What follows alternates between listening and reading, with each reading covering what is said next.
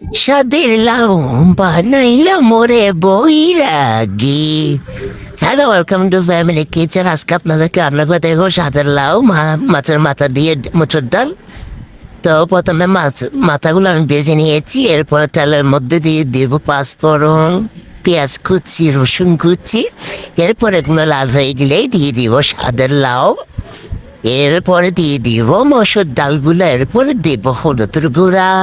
এরপরে দিব দুই চামচ ধনিয়া গুঁড়া, চামচ মরিচের গুঁড়া, যাতে কালারটা একটু সুন্দর আসে। এরপরে দিয়ে দিব কাঁচা মরিচ। এরপরে নাড়াচাড়া খুঁড়ে পরিমাণ মতো পানি দিয়ে দিব। এরপরে দিব স্বাদ মতো লবণ। এবার একটু ডাকনা দিয়ে ডাকে দিয়ে তরকারি হইতে দিব। দেখেন রগ এসে গেছে। আর দিয়ে দিব এখানে মাছের মাথাগুলো। এরপরে নাড়াচাড়া করে আবার ডাকনা দিয়ে দিব। দেখেন কিন্তু রান্না হয়ে গিয়েছে। এবার ধনেপাতা দিয়ে নামিয়ে ফেলবো। উফ, যে সুন্দর যে লাগতেছে! অবশ্যই আপনারা এভাবে রান্না করে খাবেন।